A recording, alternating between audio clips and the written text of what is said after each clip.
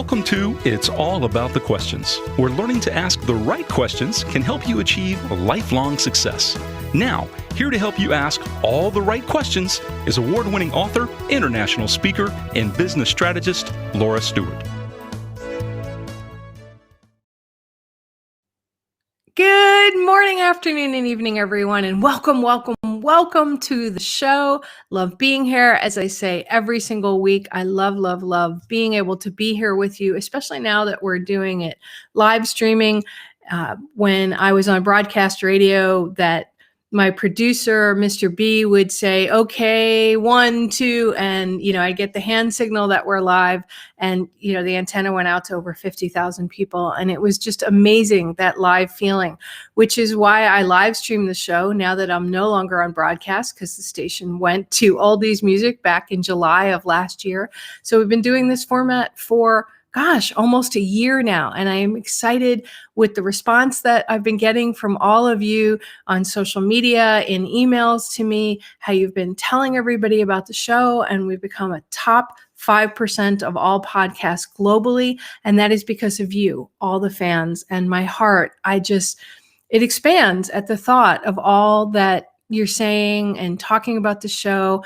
And most of all, how your perspectives are being shifted by my guests that I have on the show, the new questions you're learning, and how you're learning to ask questions of yourself and others in another way. Because as I always say at the end of the show, the right questions can change your life.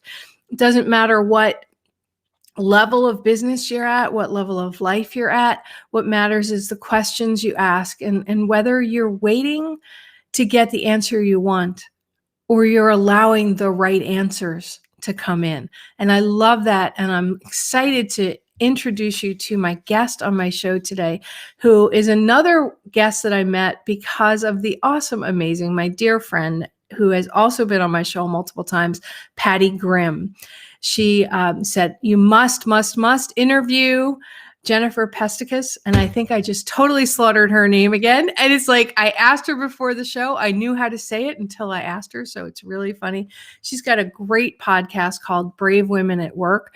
And Jennifer, so great to have you on the show today. And I can't believe it. I know I slaughtered your name. I am overthinking this morning.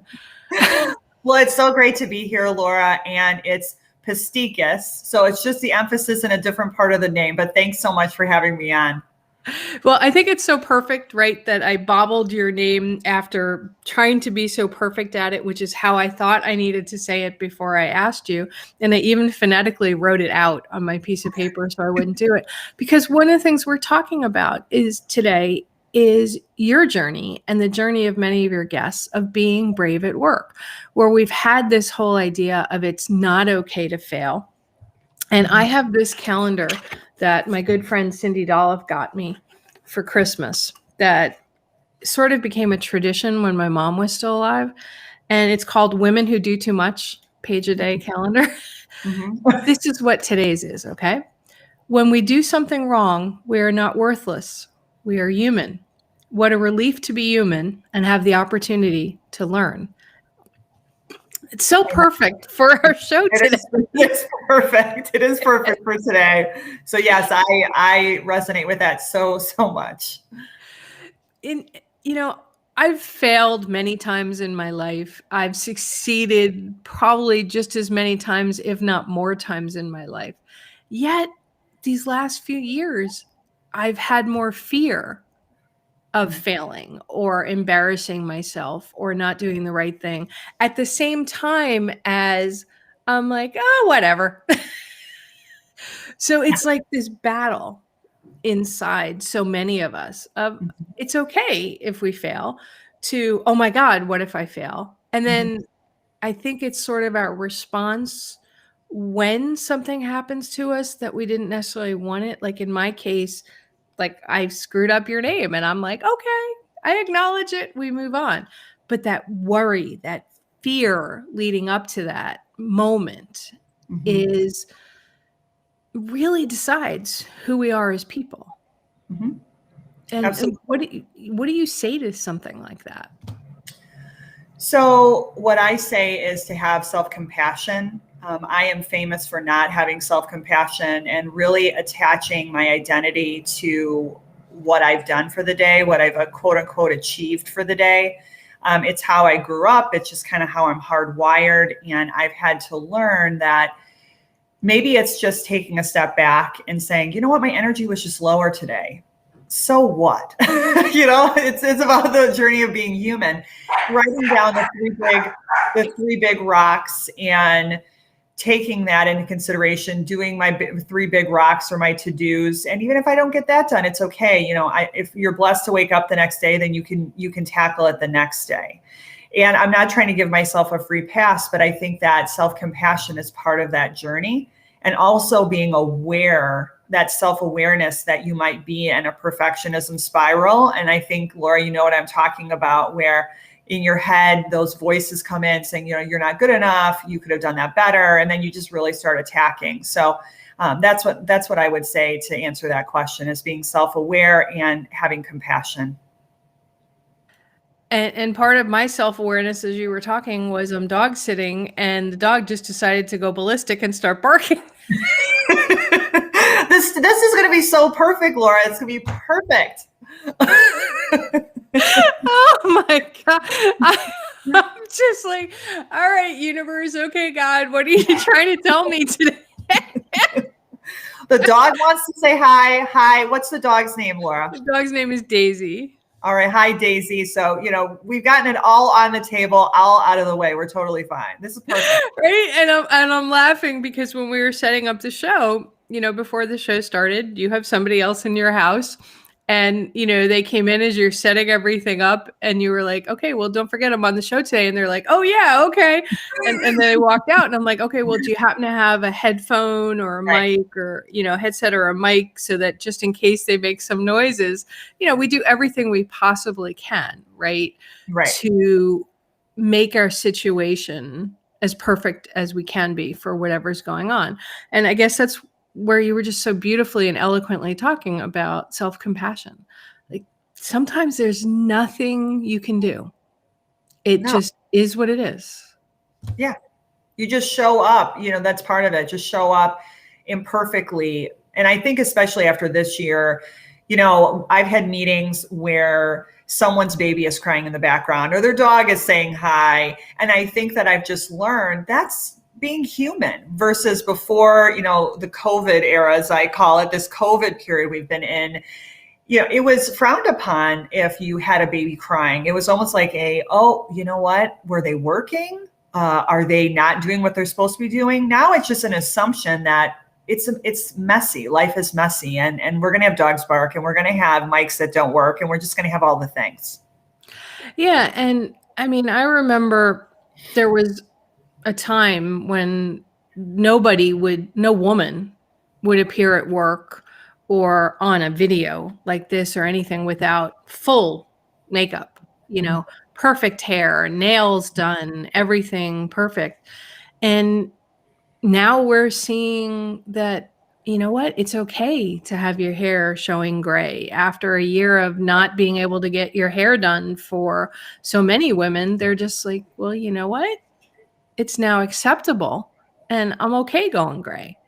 So we've had COVID, as you've mentioned, really made us rethink what it means to present ourselves professionally and personally out there to the world. Now, you work corporate, so to speak, right now, right? You're not an entrepreneur. You're what Bob Berg, the author of The Go-Giver and a dear friend of mine, termed to me one day an intrapreneur. You're working in a company with your entrepreneurial bent, your entrepreneurial style, studying leadership, helping others grow. So you're an intrapreneur as an entrepreneur, but inside a company. Have you seen changes for yourself in that role with COVID and everything that has happened?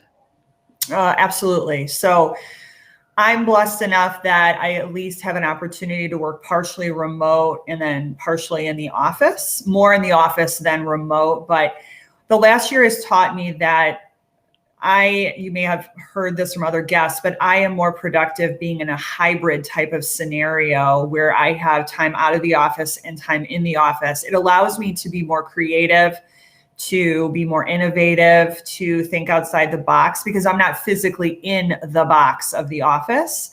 So it allows me to just get new, fresh perspectives. And like I said, to be more creative. And I can feel that in the projects that I'm completing, in the time it's taking me to get projects done, in just my overall productivity. I think my mental health is actually better for being in a hybrid type of scenario. It's also allowed me to be creative in other outlets. So you talked about Brave Women at Work, my podcast. I don't think I would, Laura, honestly, I don't think I would have birthed that podcast if I would have been in an office 5 days a week. And so I think that's been the biggest gift for me in that aspect. I also think in terms of my team, so I manage a team of people, a smaller team, but a team nonetheless. And I've seen that I can trust them and they are accountable and they are good people. And it just reinforced my feeling that humanity, for the most part, is good. And I think that I've seen that come through in my people and the work they've been able to do. I had a department that was actually business development, and their whole function was completely axed, essentially, not in terms of them losing their jobs, thank goodness, but we had to pivot and actually create new jobs for them. And it was such a blessing for me to see how they pivoted and how they got creative and how they learned new functions to say thank you back to the organization, but also to build upon the skills that they've done with themselves. So those are some examples I've seen during COVID and how it's changed. And I honestly don't think that we're going to see things go back exactly to the way they were. I think that there are going to be some modifications moving forward. And I think for the better in some aspects, at least for me personally.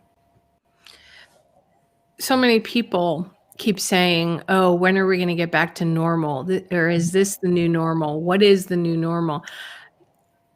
Personally, I think wherever you're at that day is normal, right? And to go back to something that was never really moves the world forward, to say, I want what we used to have, because I don't see how you can ever possibly do it.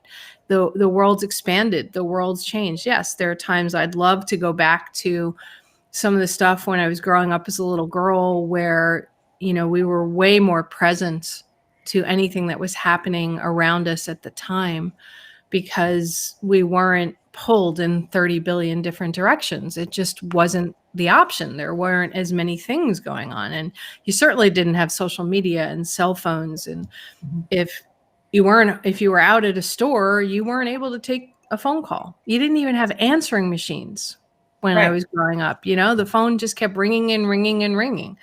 And now it's like we're all afraid to leave the house without our phone, because what if we miss a call?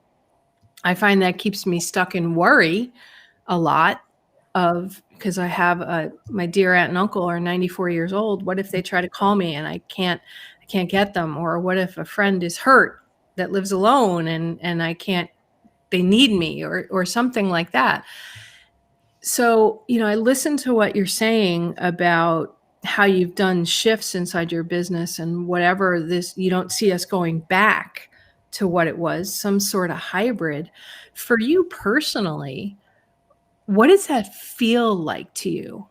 You know, we talk about with you, you know, thriving, overcoming self-doubt, what we talked about, you know, failing and all of that. What does that world look like for you? Personally, professionally, or both? Both, I think, is really important for everybody. Sure. So I have 2 children. So I'll start personally. So I've been married for almost 16 years. I think I got that right. Congratulations. Thank you. And I have 2 children. I have a 9-year-old and a 2-year-old girls. So I had struggles also personally during COVID. Care, daycare closed down, school remote, all of that. And so that's been interesting. I learned that, number one, I'm stronger than I thought I was. And I think all parents out there that were parenting and teaching last spring, especially helping with homework, helping with entirely e-models that you may not be familiar with via tools such as the one we're on today, I think it just shows our resilience and our strength. So I learned a lot about myself during that process. I do plan to send my kids back in the fall. My little one does go to daycare periodically. So that's changed. That I've sent her back to daycare. I feel comfortable with that. And I know that everyone is in a different place with this, even as people are getting vaccinated. And so I respect all of those opinions. And so I'm planning to send my daughter back to school full time in the fall, as long as everything is healthy and, as healthy as we can be and safe. So that's the first thing, is I learned that I'm resilient, that my husband and I really did a good job of schooling at home, parenting at home, working at home. Now, were there days that were absolutely off the hook? Yes. Where we were exhausted and we would snip at each other because we were on top of one another. Absolutely. I would lie if I said, oh, it's just roses and rainbows, Laura. Everything was just totally perfect. No, it wasn't perfect. And then in terms of professional, I told you about the hybrid scheduling. I learned a lot about how I work and how I work best. I learned about going back to a hybrid schedule would be best for me. I learned about my team, and how I feel about it is really interesting. I feel hopeful because I learned a lot about myself, and even through tragedy and so many lives lost. And I'm so sad for those families that lost loved ones. Or if somebody listening got sick, I'm so sorry that you had that experience. On the other hand of this, I'm just hopeful that we will start to see a better balance of work and life. I think and I don't know where we stand in the statistics today, but it's true that, American culture, we're very go, go, go, and it's very work, work, work. We're not working less hours, we're working more hours. Laura, I lived in France for a year when I was a student, and it was such a blessing. I was in the south of France in Provence. And, I would go out of my apartment and I would smell fresh bread, and I could drive, a few miles and be in a lavender field. And I would go to the markets and literally biting into a peach, you could smell like how fresh it really was. And it tastes different too. It tastes different. And I would ask the farmers that they're at the market, and I would ask just for fun. I'm like, when did you pick this? Because it just, it would just dribble all over your chin, and it was just smelled so lovely. Right. Even before you bit into it, you're salivating, right? With like that example where you think of a lemon and then you start to salivate or whatever. You think of this peach, you'd start to salivate before you would just bite into its juiciness. And the farmer would say, I picked it, just yesterday.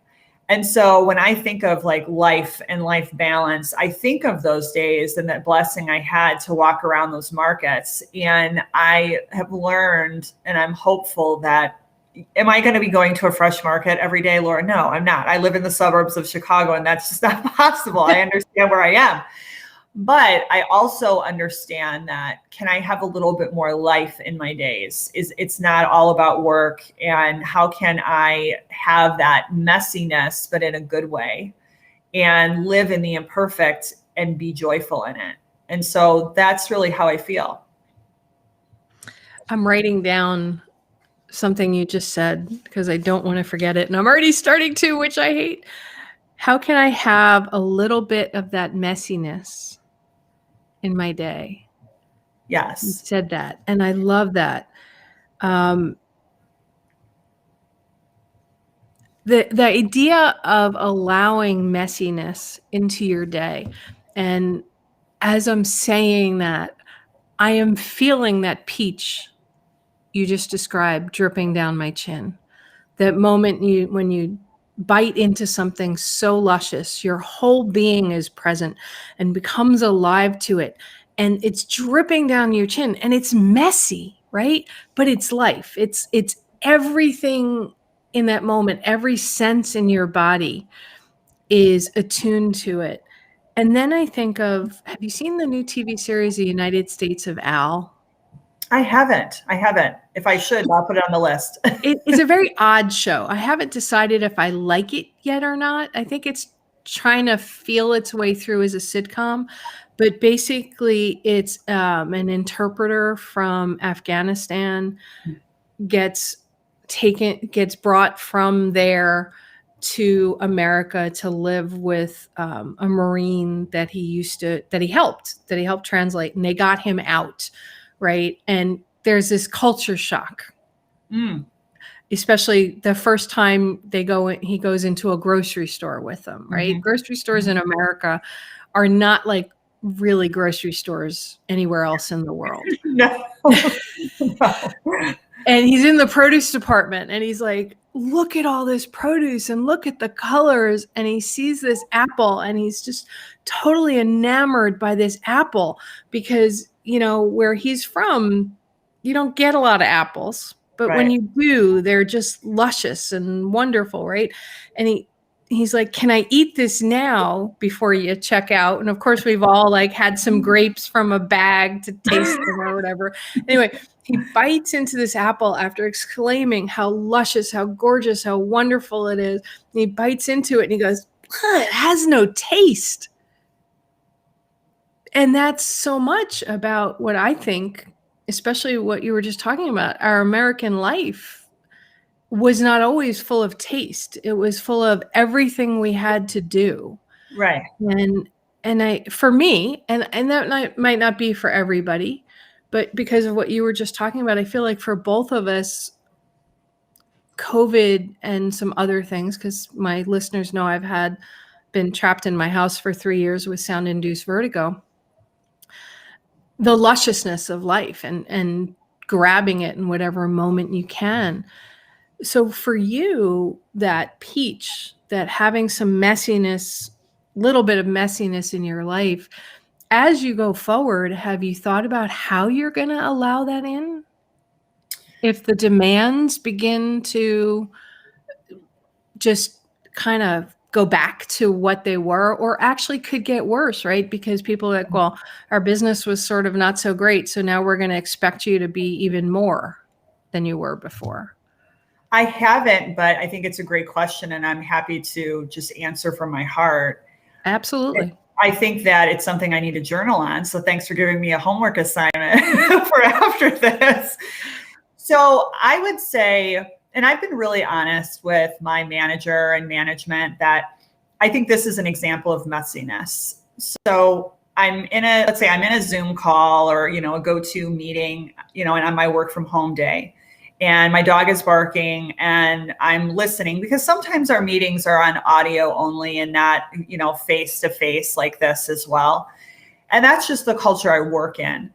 And I'm, got partially folded laundry on the table, and, I'm about to, at the end of that meeting, go use my Instapot.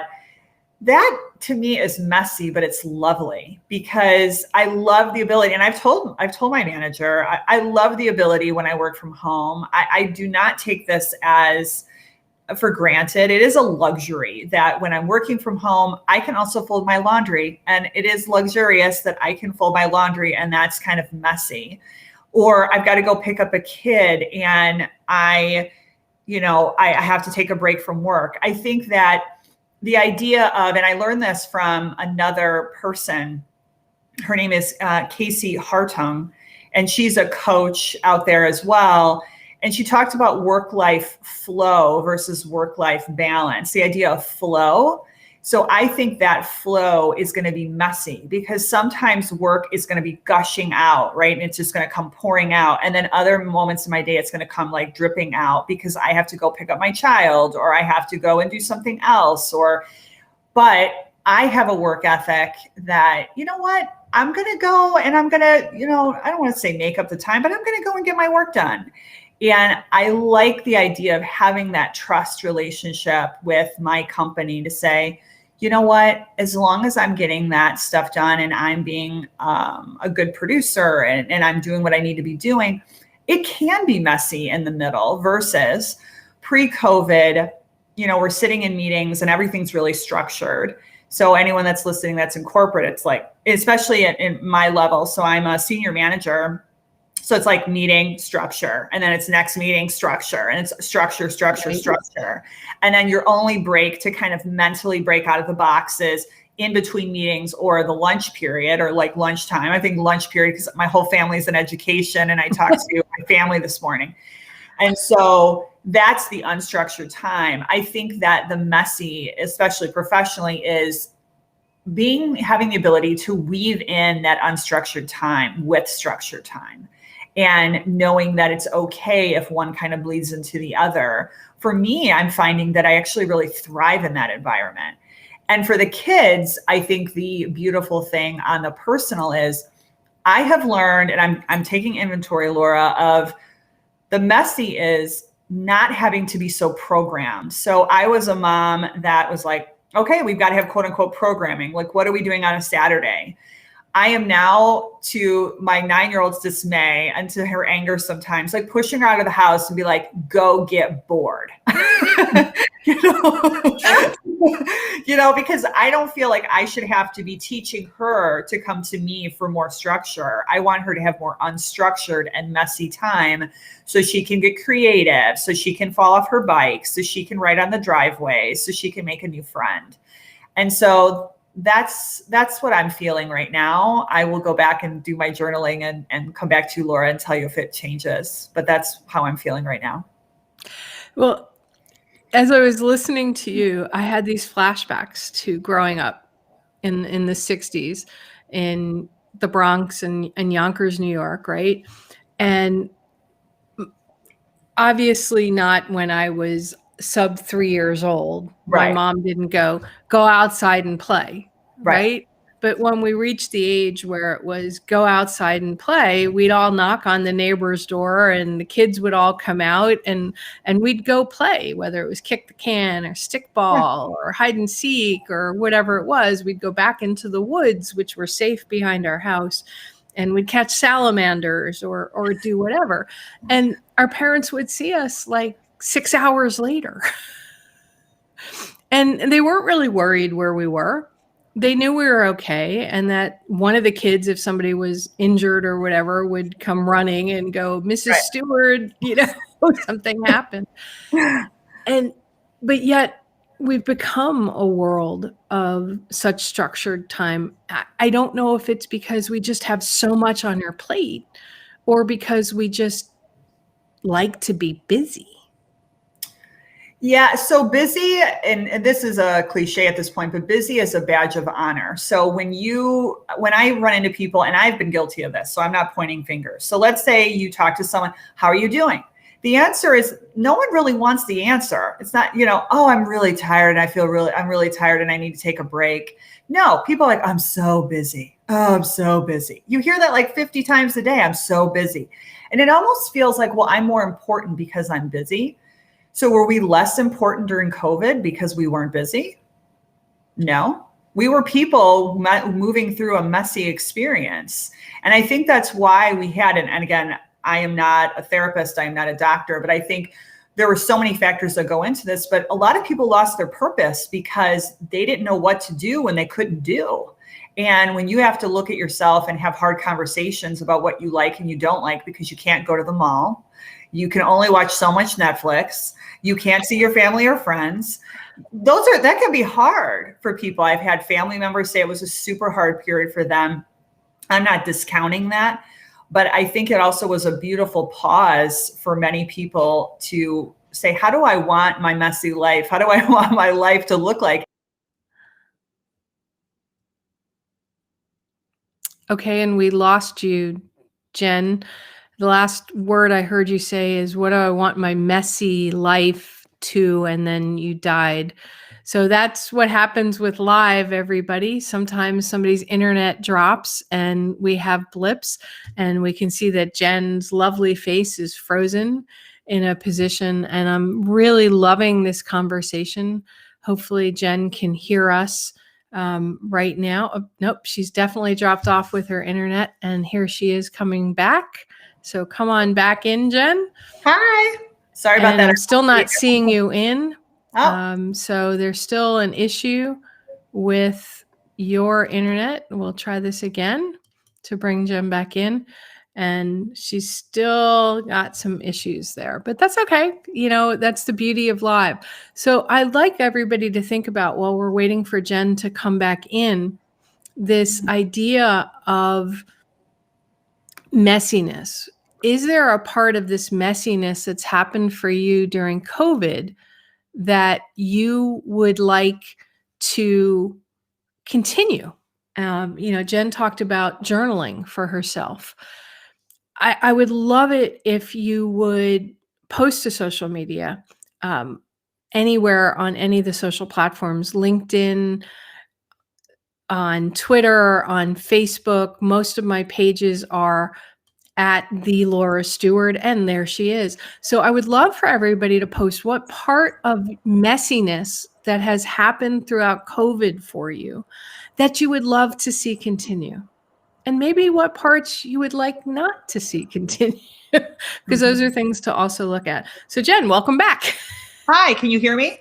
I can hear you now. So Okay. Last thing we heard was you were talking about things that you plan with the messiness and things you can't plan. So why don't you pick up from there?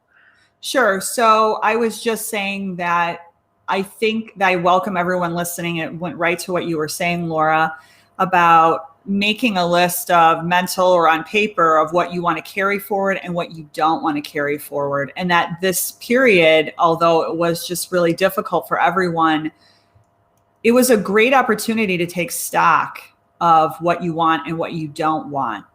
Because like many people listening, I was go, go, go, go, go. Kids were in activities and swim lessons and theater, and I was working in the office full time, and it was just automatic. It was like reflexive. I didn't even think about it. This was just the way life was. And now I think this gave us an opportunity, the great pause, to say, do I really want life to be like that on the other side? And putting some personal boundaries so that you can keep a little bit of sanity, a little bit more happiness, a little bit more of eating that peach, I guess, a little bit of more of the juiciness of your life in your life. Yeah. I was talking to a good friend of mine in Seattle, and her granddaughter loves ballet and loves dance. I mean, this girl is amazing at it and would just dance all day long. And she's not quite 12 years old. And during COVID, her in-person multi-hour ballet classes couldn't happen. So they were doing them via Zoom. And I love that she just started classes again, and she's so excited about it. But I also have other friends who their grandkids or their daughters or their sons are like, I never really liked it anyway. So can I do more of this instead of more of that? They just sort of got caught up in well, this is what we do. We have 3 things after school, and these kids have discovered whole other areas of their life, as have their parents. My cousin has, I think, redone her entire house. I think she's just insane what she's done. She's a teacher, a science and math teacher. She's learned to crochet. She's made T-shirts for people and different things for people.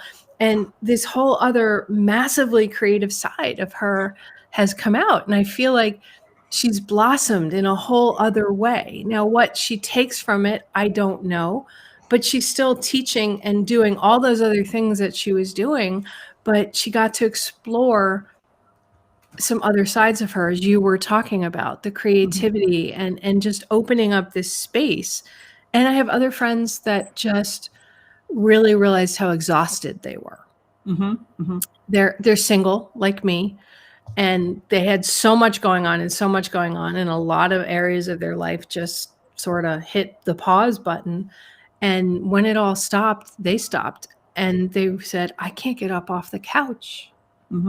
I just want to watch Netflix or Amazon Prime or Disney Plus all day long. I want to read this stack of books. And it's like their physical body crashed.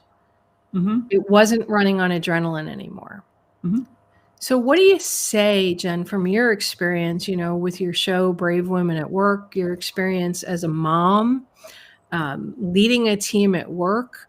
What do you say to that? Some of these people are like, I'm a super high achiever and all of a sudden I can't get up. Well, I will say that's okay. And I would give yourself some time and grace to take a rest. And does that mean that you're going to be on the couch for the next year? Hopefully not. But does that mean that you need to take stock after hearing this, listening to this, maybe doing some self-reflection on what you do and don't want to do going forward? Yes. And I think it's interesting. I've asked myself, when was the last time that I scheduled something just fun? Or when was the last time I scheduled just to rest? I don't put rest on my calendar. I just collapse into bed. That's how a lot of moms are. We just kind of go into bed and then all of a sudden it's lights out and it's, it's the next morning you start all over again. But I would tell that person that your body is telling you something, and our bodies are innately divine and amazing. And if you need rest, then you need to listen to that, or that's the path to illness. And I did not do that for a long time. And in 2019, I went through burnout. So pre-COVID, I went through burnout. So I've done that. You did it then. I was like, check. Yeah, I've done that. And it's not fun. And it takes a long time to heal from. And you have to befriend your body again and listen to your intuition and listen to your gut and what your body's signals are saying. So I would say, listen to your signals, make time for rest, and also make sure that in between the work that you're making time for fun. You mentioned boxes checked. Yeah. And making time for fun. Let's explore into that a little bit. Mm-hmm. What do you mean by checking the boxes? How did it relate to your life? And how has the awareness that you were checking boxes, because it sounds like you became aware that you're checking boxes like, okay, I've accomplished this. That was on my to-do list for my life. I've accomplished this. My listeners know my personal story, and anybody who's read my book, What Would a Wise Woman Do, knows this. When I was first married the first time, and we were in counseling because he freaked out at 4 months into the marriage, and we went into counseling and it wasn't going well. The therapist said, I don't want you to answer why you married him. I want you to answer the question, why did you want to get married? Mm-hmm. And after asking myself why 5 times, I got to the answer of, because I hadn't checked that box yet. I was highly successful. I owned my own house. I was on boards of charities. I had money in the bank. I had lots of good friends, but I was approaching 30 and had never been married. And he asked, so it's like, okay, I need to check this box. Those are not the right reasons to get married, but I wasn't aware of them. Right.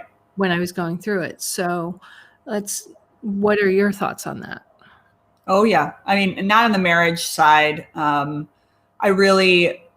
feel like I just won the lottery there. So my husband and I, we're real partners and just love him to pieces. And I really feel like my life is better for being with him. So I thank him if he's listening or watching at some point. In terms of other boxes, yes, to all of the other boxes. So what are some of those boxes? So I grew up as a kid as a perfectionist. I think it's in my DNA. I think it was enhanced by my environment. I think that my mom and I've had many conversations about this. If she was sitting right here with her cup of coffee, she would say, I am also a perfectionist. So it runs deep in our DNA.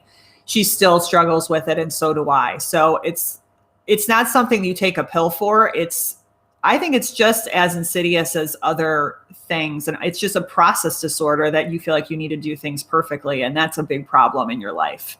So there's that. So what did perfectionism do for me? It set these high expectations of what I must do. So some of the boxes I checked were, you've got to go to college. Check. You got to go and get your MBA. Check. Did that. I got all of the accolades at work. Absolutely. I kept progressing. So I always thought the career is like this trajectory like this. It's always up. It's never lateral. And oh, God forbid, it's never like where you take a break and to say, oh, I'm going to off ramp. Oh, no, that's not possible. Right. And I'm still learning that. I'm sad to admit this, but mothers, and this was before I was a mother. Now I totally get it. Any mom who's listening, I get it.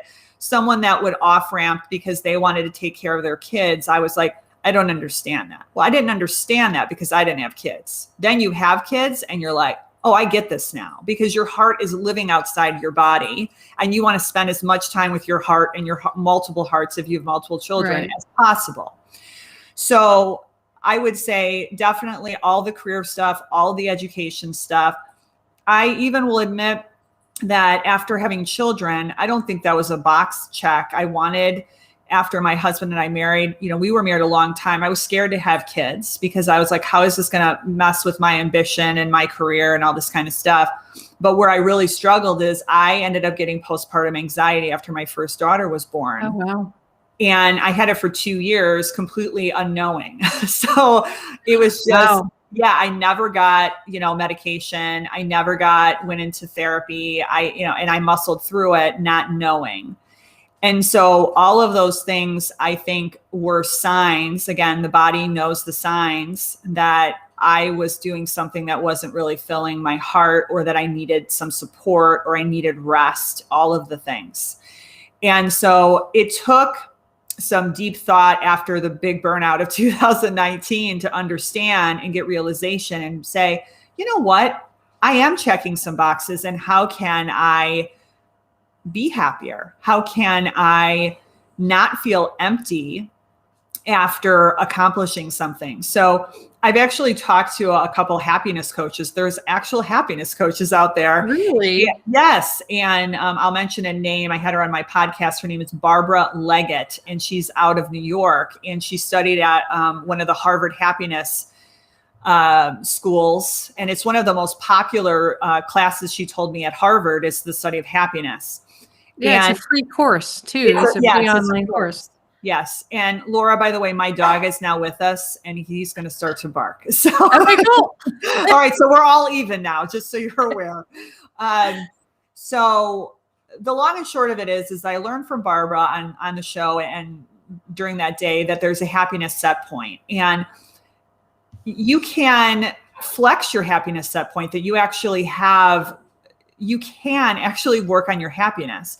And what I've learned is, looking back, checking the boxes, when I was just on the achievement hamster wheel and kind of the achievement treadmill, a telltale sign that I completely blew off or was unaware of is that I would achieve something, let's say get the MBA or get whatever degree or the next certification or the next job.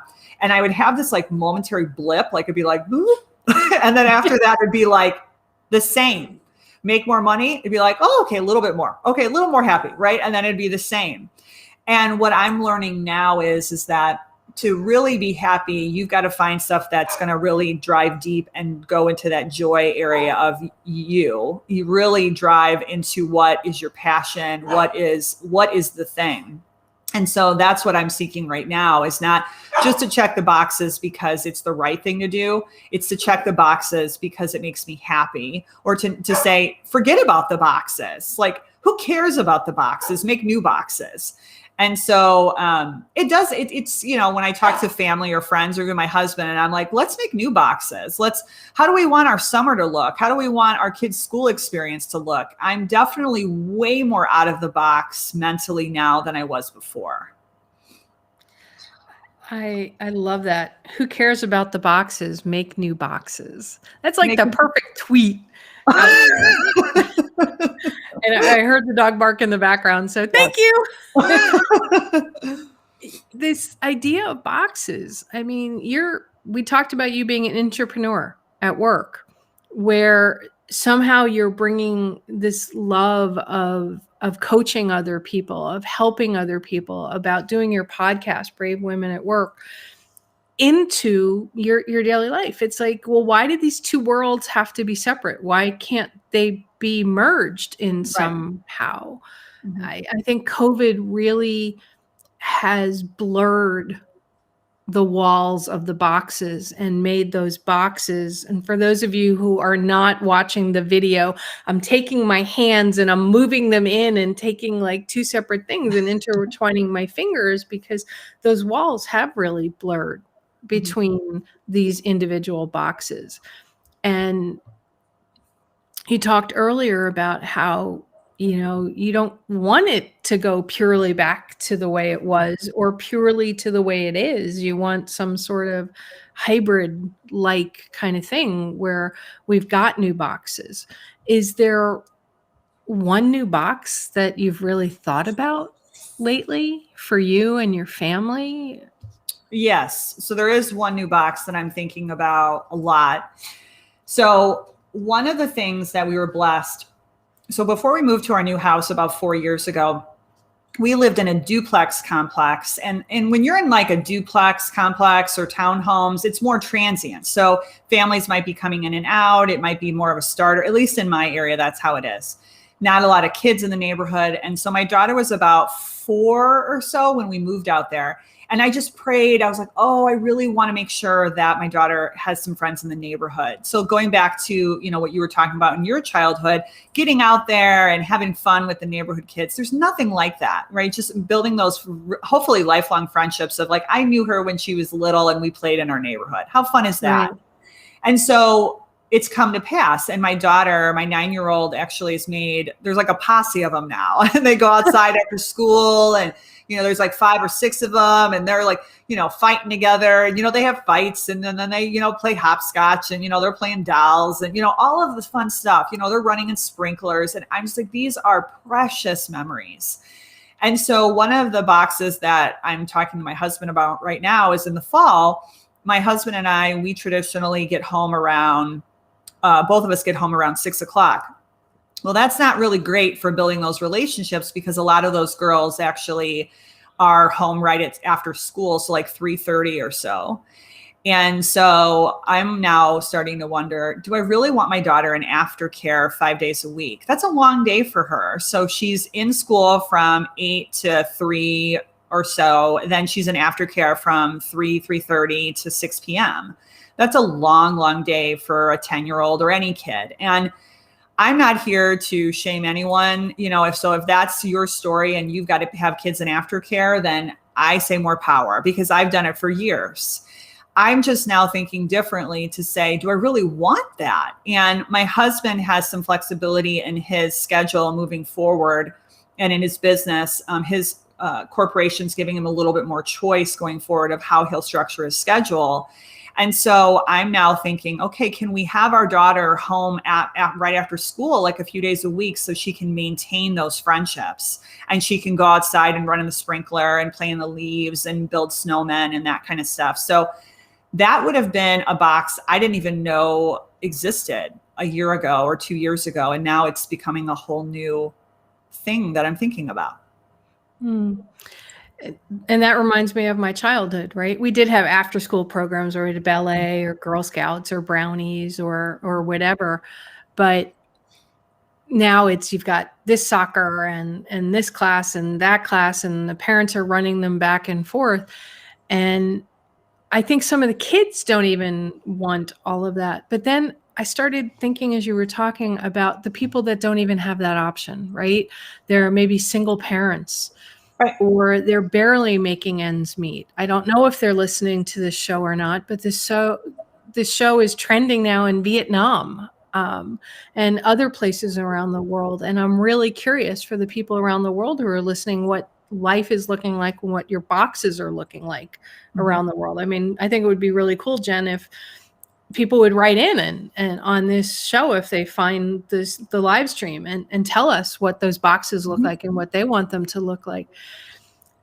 What would be your word of advice to somebody who feels trapped inside of a box and can't even begin to see, and maybe COVID exacerbated that box for them and made them feel even more trapped versus some people who, like yourself, are seeing more happiness or some more light inside their boxes, the blurring of it.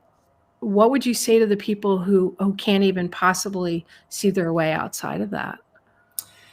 Yeah. And I know there are so many. So the first thing I would tell you, if you're listening or if you see this, is that I'm so sorry that you had to go through that, or you may still be going through that I am passing all of the empathy that I can to you through the screen. And then I'm just so sorry. And the other thing that I would say is, you may have lost loved ones. So I'm not going to say, platitudes of, oh, it'll get better. You may have lost people. You may have had serious health issues. So what I would say is twofold: is if you can just allow yourself a sliver to maybe dream when you feel ready, dream on paper, or just say, what would I like life to look like longer term? How can I tap into resources? So that's another thing that I struggle with, is that I have a hard time asking for help. And so I think that asking for help, if you have help around you, if you're a single parent, it takes a village. And so if you have friends, ask for help. If you have family by you, ask for help if you can get the help that you need, because you may have had to take on a different job. You may have had to take on a second job. You may have a completely different schedule now than you did before. I don't know what your situation is, but I would do two things. Number one, I would really reflect and think about how you want life to change moving forward, and to ask for help wherever you can get it in the interim until you can make those changes. And I also, there's my dog again. And I would also just say that the last piece is giving yourself the time, and I've used the word grace, the runway, because you may have to be rebuilding a career. You may be having, severe struggles from stress and depression and things like that you have to undig from and heal from. So you may never be the same. And I think it's just going to take time to get to what the new normal is for you. I love that. That's really beautiful. And it's so true. We're all at different points in our life, and we all went through COVID in our own way. And I know I have compared myself to my cousin, who's been ridiculously productive. And, we did every room in our house and learned new skills, like at least 5 new skills that I can think of that my cousin has learned. Friends who, are baking their own bread and making these gourmet meals. And I didn't have that experience through COVID. But for me, COVID was just another year of being in my house, right? So I love that you talked about we're having our own experience and finding our own way through it and giving ourselves grace. And I just think that was so beautiful, that self-compassion you talked about at the very, very beginning of the show. I want to mention your podcast again, Brave Women at Work. What made you start that particular podcast, that title of the show? And is there one thing that's really stood out for you with all the guests you've had on your show? So why did I start it? I started it as part of my healing from burnout. So I'm here to teach, but it's also self-serving, because I'm here to listen to the words that are coming out of my mouth. So that's why I always felt like I missed the boat for some reason. So my mom's a teacher, my brother's a teacher, my sister-in-law, my aunt, my uncle, my dad. I mean, everyone in my family is or was a teacher. And so I asked my mom many, many times, I'm like, Mom, did I miss the boat? Should I have been a high school teacher? And she's like, absolutely not, Jen. She just said, based on your personality, that would be a no-go. But I always felt like I missed something, that I had something to give to people. And during this COVID process, I'm like, I want to give back and I want to heal at the same time. And I always loved listening to podcasts. And I was a guest on a few podcasts with coaches and other trainers and things. And then the hour would come up and I would be like, oh, and I didn't realize how much I loved it. And so I just decided imperfectly, messily, that I was going to start my own show. And so I thought about what the topics were and what I could talk about. And this just felt most natural to me because I've spent so much of my time in corporate. I've had so many experiences on the corporate side, good, bad, sideways, and I feel passionate about helping women grow in their careers. And I think once they take bolder action there, it's going to spill over into their lives. Just because we're spending so much time there, it just sets a really nice foundation. And I also knew that I struggled with mindset and that I was healing that, and that mindset was a huge part of it too. So with that, I started Brave Women at Work to give women two things: not only tips on how they can improve their mindset, but also real world stories and examples and tips of how they could go get a job, how they could interview better, how they could ask for something in a meeting, how they could pitch better. So I give a combination of both of those. So I'm hoping I'm answering your first question. You are. The second question was, what stands out for me? Wow, so that's a really good question. So let me think about that for a second.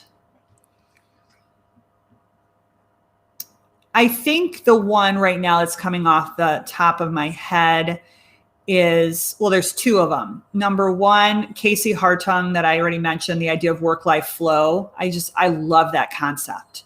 And when I heard it from Casey, and I don't know if she started it or she took it, or, from someone else and borrowed it, but I love that idea because I was like, this is how I want my life to be. I don't want it to be so segmented and so rigid. Like we talk about boxes. I want it to be like more flowing and like water, and that it just kind of moves, and that I can make pivots and move with it. So that's the first one. The second one is during COVID. So here's the skill I picked up beyond podcasting, Laura, is minimalism. And so one of the things I learned is that the cleaner that my house is, not clean, but just the stuff I'm not using, I'm getting rid of. So my family is laughing at me lately going, if it's not nailed down, Jen is throwing it away. So I've really purged a lot of things during COVID, and feel so good about just my house. It feels so good. And when we're in our homes, when we're working from home, it's like a big deal because it's the environment we're in all the time. And so I interviewed a very famous blogger, and she's got quite the following. Her name is Courtney Carver, and she has the blog. She's got Simplicity Space. She's got Do Less, Be More. She's written several books. And she has something called Project 333, which is pretty famous, and it's a decluttering challenge for your closet. You might be wondering, well, how does this have anything to do with Brave Women at Work? Well, she talks about decluttering your mental clutter and your mental chatter, and really saying no and setting boundaries and all of those things that I love the word boundaries now. And so with those things, I had her on. So I was very starstruck, Laura, when I had her on. And I think that, I'm pretty sure that's the most popular podcast to date, because not only is she super popular out there, I think she's got many fans on Instagram and all over the interwebs, but she also shared a really good message. So those are the two that stand out to me. I love that, like me, the show changes me. Every guest I have, something shifts inside of me. Some unlocking happens. Some shows I do more with after the show in terms of personally what happens inside my life because of it. But every single guest I've ever had on has affected me personally in some way or another. And I love that that's what happens on your show. And writing for Podcast Magazine, I'm a category director for technology, and I also write for some other magazines. To me, that's the sign of an incredible host, is that you're being vulnerable while asking the questions and learning whatever you're learning from your guest. I think that really comes through. At least I hope that comes through from when I'm hosting my own show for 6 years now, 7 years total, but I had a different show beyond that. So I love that about you. And that's what I love about your show. I mean, when I listen to your show, I'm like, this is a really great show with a lot of wonderful stuff. So why don't we share how people can find your show, how they can reach out to you? Maybe they need a little help with their own boxes and trying to figure them out, or the idea of bringing some messiness into their life, or just being okay with some messiness in their life. How do they reach you, and how do they find your show? Sure. So thank you again, Laura, for having me on. This was so wonderful. So the Brave Women at Work show is on iTunes. So it's in Apple Podcasts, it's in Spotify and Stitcher. So you can find it on those three platforms. I also have a website, bravewomenatwork.com. So they can find the historical shows and the most current show there. And I would love to hear from anyone. Leave a rating and review right on Apple Podcasts. And then finally, I just started a free private Facebook community for all Brave Women at Work listeners. So join me there in that conversation. And then you can always find me on LinkedIn as well. So if you want to connect me there, I'm pretty active on LinkedIn. Is this the site for your show? Yes. Yep. Okay. Does that also have links to your Facebook group that people can find there? Yes, it does. Mm-hmm. Okay, great. So everybody can go to bravewomenatwork.com. They can reach out to you there as well, and on LinkedIn, and they can find the link to the Facebook group there. I love the work that you're doing, Jennifer. I'm so glad you were on the show today. And I want to give a shout out again to Patty Grimm for introducing us, because I mean, your message is so powerful. Your story is so powerful. It's not just your message, it's your story, it's your life that you've lived. And I think it's hilarious that throughout the show, we've both had these blips of messiness in our life. You know, your internet left. I got a dog barking. You know, yeah. I started playing the opening for my show without making the stream live. I mean, it's just, it is what it is. We have to run with it. We have to roll with it. And I want to thank you for sharing your story with us today. And I hope everybody subscribes, follows, and watches your show, Brave Women at Work, and joins your Facebook group. I'm going to join your Facebook group.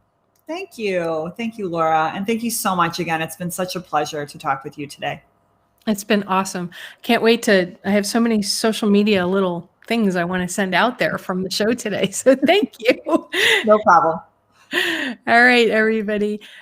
It was so great to have Jen on the show today, the host of Brave Women at Work podcast, sharing her story about messiness, about life, about all these different things that can happen. And you know that I share all the messiness of my own life, my own business, everything on this show, but I am just so honored that I'm able to bring these kind of guests to you each week. I would love it if you would rate and review the show, if you would share the show with all of your listeners. And please, as I asked, you know, during the show today, post up, let us know, let me know, let Jen know what boxes you think you want to blur the lines to or get rid of completely, what messiness that has started to come into your life you want to keep or you don't want to keep. We're here to help. And remember, at the end of the day, the right questions can change your life. So what are you asking today? Have a great day, everyone.